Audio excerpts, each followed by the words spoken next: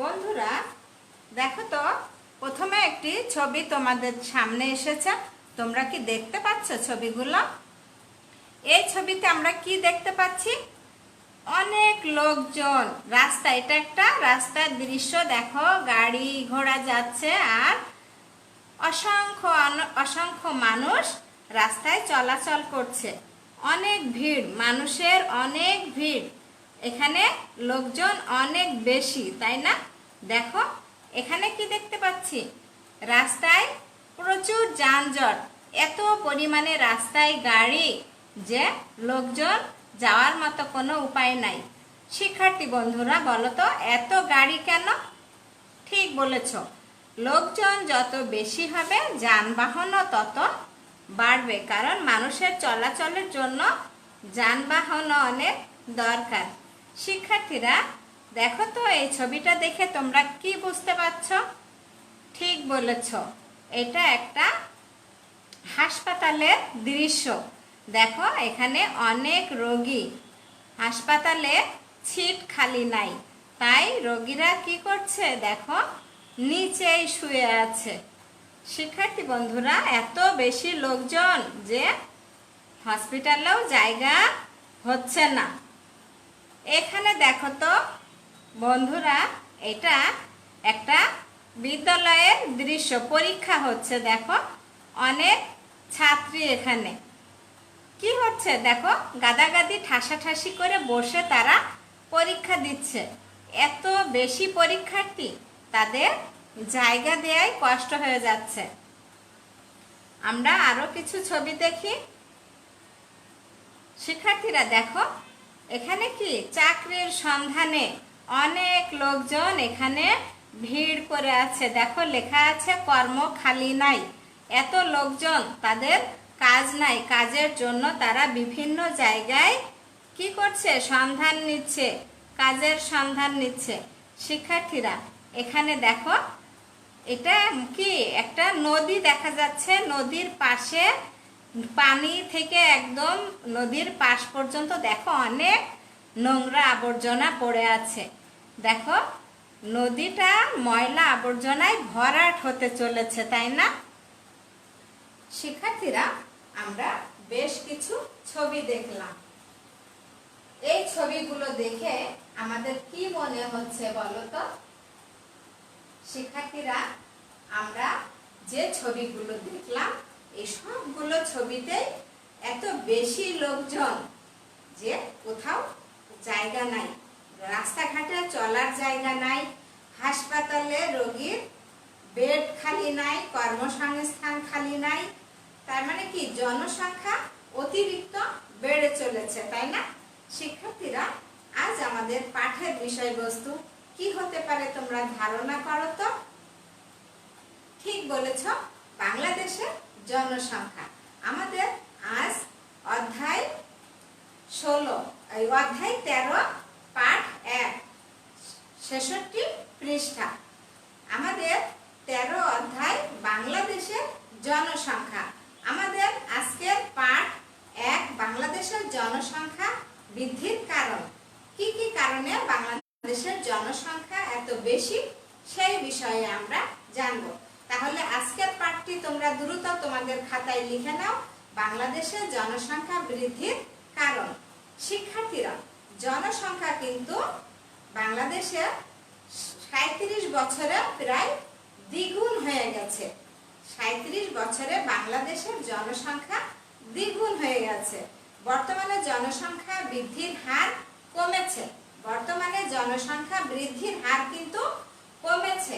তা সত্ত্বেও কি হচ্ছে, অতীতে বাংলাদেশের জনসংখ্যা বেশি বৃদ্ধি পাওয়ায় আয়তনের তুলনায় তা অনেক বেশি ছিল। বাংলাদেশের জনসংখ্যা বৃদ্ধির হার কম, কিন্তু অতীতে যে পরিমাণ জনসংখ্যা বৃদ্ধি পেয়েছে তাতে করে আয়তন কিন্তু বৃদ্ধি পায়নি। যে আয়তন সৃষ্টি লগ্ন থেকে ছিল, এখনো সেই আয়তন আছে, কিন্তু অতীতে জনসংখ্যা এত বেশি বৃদ্ধি পেয়েছে যে এখন সেই আয়তনের তুলনায় জনসংখ্যা এখনো অনেক বেশি রয়ে গেছে। জনসংখ্যার ঘনত্ব কি? জনসংখ্যার ঘনত্ব হচ্ছে হচ্ছে একটি দেশে প্রতি বর্গ কিলোমিটারে যে লোকজন বাস করে সেটাই হচ্ছে জনসংখ্যার ঘনত্ব। শিক্ষার্থীরা, আমাদের দেশে দেখো রাস্তাঘাট, বাড়ি, সব জায়গায় লোকজনের এত ভিড়, কোথাও কোনো শান্তি নাই। দেখলে তো রাস্তায় হাজার হাজার গাড়ি। কেন হাজার হাজার গাড়ি? অনেক জনসংখ্যা, তাই হাজার হাজার গাড়ি রাস্তায়। সেখানে দেখো চলাচলের মতো, মানে তুমি হেঁটে রাস্তা দিয়ে কোথাও যাবে সেই সুযোগ নেই। রাস্তায় বের হলে হাজার হাজার লোকজনের ভিড়। শিক্ষার্থীরা, এত বেশি লোকজন হলে পরিবেশ দূষিত হয়। অতিরিক্ত লোকজনের কারণে কি হয়? পরিবেশ দূষিত হয়। দেখলে তো নদীটা কেমন ভরাট হয়ে গেছে। নদীর পাশে দেখো কি রকম ময়লা আবর্জনা। এগুলো কোথা থেকে আসছে? এগুলো যত বেশি লোক সংখ্যা তত বেশি নোংরা। 2011 সালে জনসংখ্যার ঘনত্ব ছিল প্রতি বর্গ কিলোমিটারে 1015 জন। তাহলে কি 2011 সালে জনসংখ্যার ঘনত্ব ছিল প্রতি বর্গ কিলোমিটারে 1015 জন। শিক্ষার্থীরা, আমরা তো জনসংখ্যার ঘনত্ব আগেই জানলাম। জনসংখ্যার ঘনত্ব কি আমি আরেকবার বলে দিচ্ছি।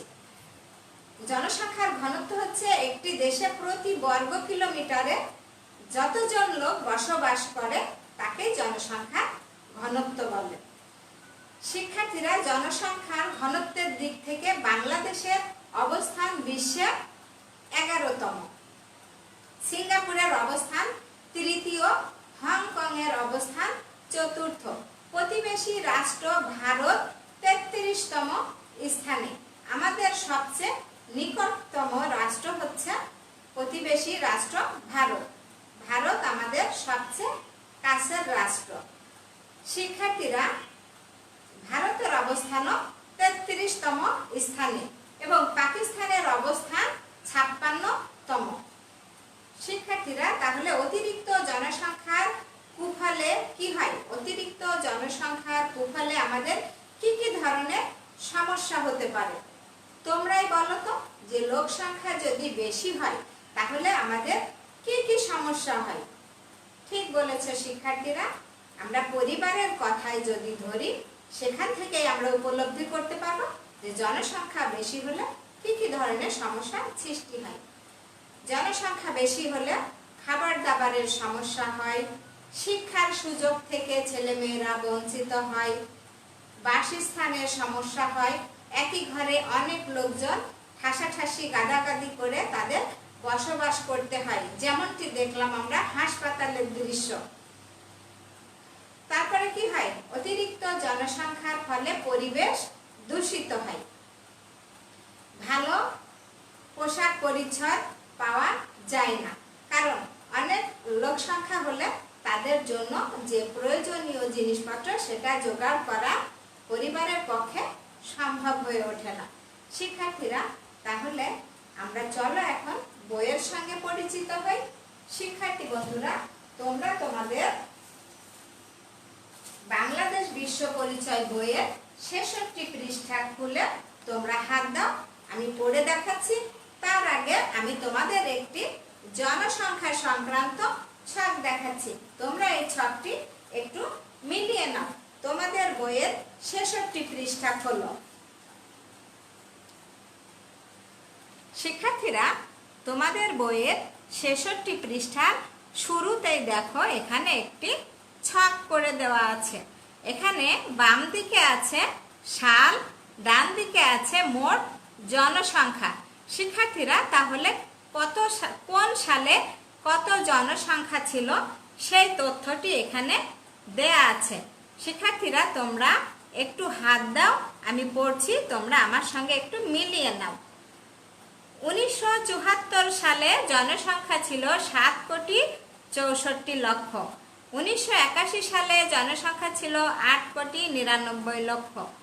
1991 সালে লোকসংখ্যা ছিল 11,14,00,000। 2001 সালে লোকসংখ্যা ছিল 12,93,00,000। 2011 সালে 97 লক্ষ। শিক্ষার্থীরা, তোমরা এই ছকটি আরেকটু মনোযোগ দিয়ে পড়ে নেবে, মুখস্থ করে নেবে কোন সালে কত জনসংখ্যা ছিল। এখন তোমরা জনসংখ্যা বৃদ্ধির যে